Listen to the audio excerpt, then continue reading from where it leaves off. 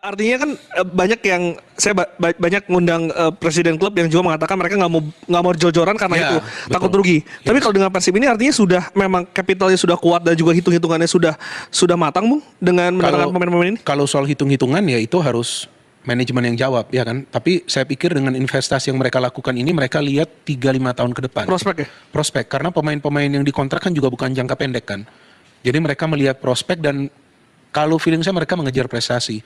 Mungkin nggak mau ngomong kali mau hat-trick juara, tapi saya pikir ada juga fokus mereka ke sana. Kalau bisa hat-trick kan kenapa nggak seperti itulah kira-kira. Karena ini kualitas pemainnya sudah oke, tapi mungkin mereka tidak ingin itu menjadi target. Iya dong, sudah 2 kali juara, coba target kita di Asia.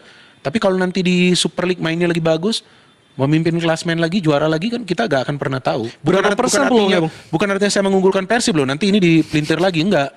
Saya gak mengunggulkan Persib karena ini masih di awal musim, kita gak tahu nanti seperti apa. Artinya saya mengatakan Persib bisa bersaing di papan atas, tapi untuk menjadi juara kita lihat nanti kan. Karena klub-klub lain juga kan membeli banyak pemain juga kan. Tapi tentu mereka pasti akan coba untuk bersaing dan menjadi juara. Kalau soal persentase, saya pikir sekarang masih terlalu cepat ya untuk menjawabnya. Sebelum kompetisi, banyak yang mengunggulkan Malut dan Dewa United. Wah, mereka gak konsisten juga. Iya. Iya kan? Dan sekarang kita lihat Persija mainnya lagi bagus. Dengan Bali juga lagi lumayan. aroma Brazil. Bali kalau Borneo sapu bersih. nah itu siapa yang menyangka Iya. Borneo bisa begitu kan? Terus Bali kalau menurut saya masih defensif ya, mereka mungkin masih mencari tapi not bad, gak buruk juga performanya. Jadi saya pikir sekarang untuk mengatakan Persib pasti juara belum waktunya ya, harus lihat sampai 1 putaran dulu. Dan kalau mereka di Asia jalan terus pasti difokusin di sana di Asia. Persaingan pemain lokal. Tadi Bung Bina mengatakan mempertanyakan Sadil kemana, Dewa nggak kemana. Iya, betul. Siapa pemain yang masih bisa bersaing dengan skuad mewah dan juga kedalaman skuad yang begitu luar biasa ini, Bung? Sebetulnya kalau soal persaingan, asalkan pemain itu dikasih menit bermain dan perform, saya pikir masih aman.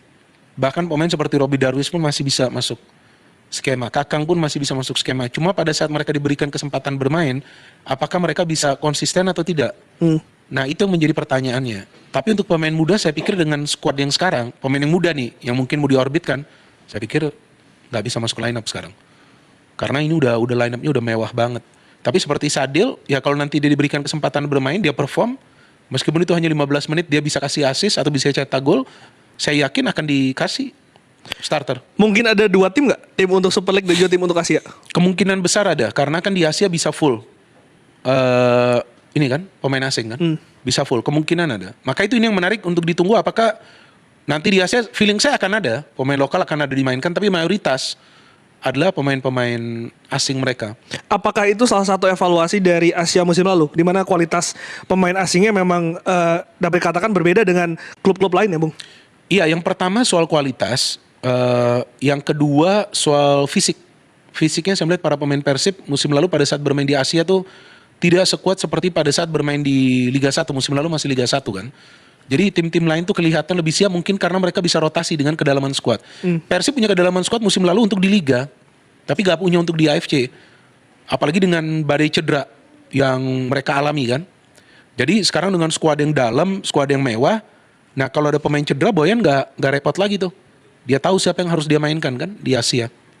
Bisa membawa kedalaman skuad ini bisa sejauh mana membawa Persib Bandung berbicara di Asia, karena targetnya kan lebih baik daripada musim lalu. Ya. Kalau kita lihat musim lalu hanya berada di group stage. Ya, kalau dengan skuad yang mewah ini, seharusnya target Persib itu adalah untuk bisa melangkah sejauh mungkin. Artinya bukan hanya lolos dari group stage. Kalau bisa sampai final. Dengan skuad yang mewah seperti ini loh. Dengan Tom Hay, Rinder, Sadil, terus Baros, Ramon, Dewangga masih ada. Kipernya Adam aja belum main.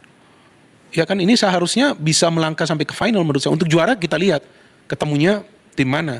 Tapi sampai final seharusnya itu bisa dengan skuad mewah seperti ini. Tapi kan tergantung nanti seperti apa kesiapan dari para pemain kan. Karena saya yakin akan ada 2 atau 3 pemain yang akan dimainkan di Liga dan juga di AFC. Siapa tuh, Bung? 2-3 pemain yang menjadi kunci berarti ya? Ya, yang jadi kunci seperti Franz.